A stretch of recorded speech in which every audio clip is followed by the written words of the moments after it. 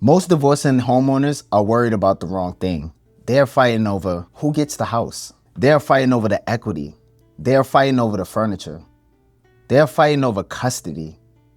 Meanwhile, they are completely ignoring the one thing that can follow them for the next 7 years. And nobody tells them.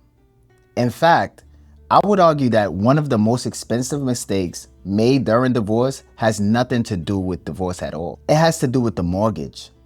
Let me explain. Imagine you and your ex-spouse own a home together. The divorce gets finalized. You agree they are keeping the house. Everyone celebrates because it seems like the problem is solved. You moved out. You start rebuilding your life. Maybe you even start looking for another home. And then 6 months later, you find out your credit score dropped. Or you get denied for a mortgage. Or you discover a foreclosure is attached to your credit history. And you are thinking, how is that possible? I don't even own a house anymore. The answer is simple. You got off the deed, but you never got off the mortgage.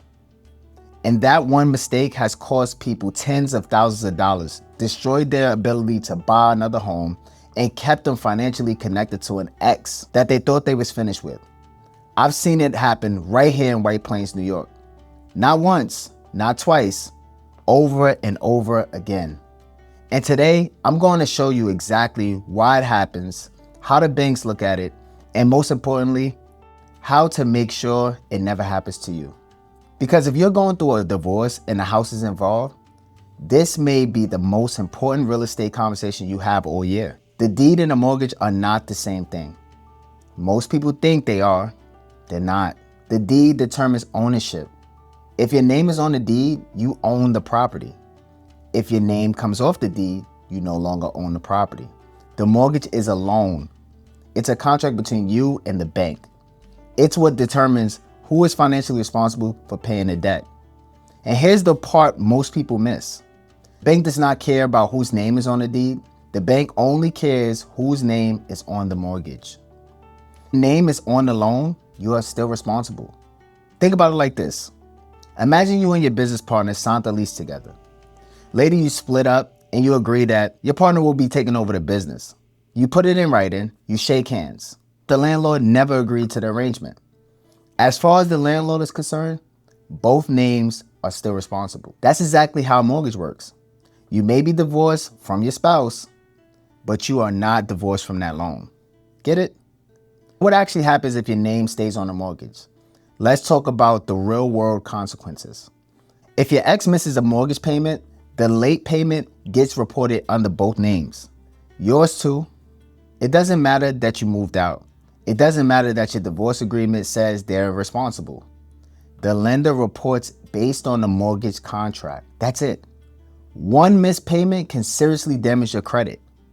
And that can be the difference between qualifying for your next home or getting denied. The second consequence is qualifying for a new mortgage. I see this all the time. Someone gives up the marital home, they're ready to move forward, they find a new place they want to buy, then the lender pulls their credit. And then there it is. That old mortgage still showing up as debt. Someone else is making the payments. Even if the divorce says they're responsible, from the lender's perspective, that debt still belongs to you. So you may qualify for less, or you may not qualify at all. The third consequence is foreclosure. And this is the worst case scenario. Ex stops paying completely and the home goes in foreclosure. That foreclosure can impact your credit as well. Now you're dealing with years of credit damage tied to a house you don't even own anymore. That's a situation nobody wants. There are really 3 ways to fix this. Solution number 1 is refinancing. This is usually the cleanest option. The spouse keeping the home refinances the mortgage into their name. Only their name. Old joint mortgage gets paid off. The departed spouse is removed from the loan completely. Simple. The challenge is qualifying. A lender has to determine whether one person's income can support the loan. That's why I always tell clients, before negotiating who keeps the house, talk to a mortgage professional. Find out what's actually even possible. Don't negotiate based on assumptions. Negotiate based on facts. Solution number 2 is selling the property. If neither spouse can refinance, selling may be the smartest move. When the property sells, the mortgage gets paid off at closing, so there's no worries on that end. Both parties are released from the loan, everyone walks away clean, and depending on the timing and circumstances, there may be tax advantages as well. Sometimes people view selling as losing. I don't. Walking away with equity, clean credit, and a fresh start sounds like a win to me. Solution number 3 is lender approved assumption or novation. This is less common, but it does happen. They may approve a formal change that removes one borrower from the liability. The key phrase is a lender approval. You can't force this. The lender must agree. And they will still evaluate income, credit, and qualifications.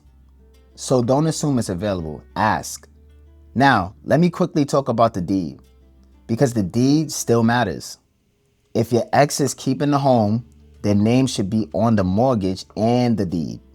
If you are keeping the home, your name should be on the mortgage and the deed. Both need to be addressed. One without the other creates problems. You don't want to own a house while someone else controls the financing. I'm telling you. And you definitely don't want to be responsible for a mortgage and a house you no longer own. Handle both at the same time. Do not wait. Whenever possible. I also want to clear up another misconception. People tell me all the time, my divorce decree says my ex is responsible for the mortgage. That's not the protection you think it is. A divorce decree can create obligations between you and your ex. It can give you legal remedies if they fail to do what they're supposed to do. What it cannot do is remove you from a mortgage contract. Only the lender can do that. The court cannot rewrite a private lending agreement without the lender's consent. Please understand that. But by then, the credit damage may already be done. The goal is prevention, not cleanup. Let me leave you with this. Divorce is overwhelming. There are attorneys, financial statements, custody issues, and deadlines. And somewhere in the middle of all of that, people assume the house is handled. Sometimes it isn't. That's why one of the first things I look at with a divorced homeowner is both the deed and the mortgage. Who's on the title? Who's on the loan? What's the payoff? Can they refinance?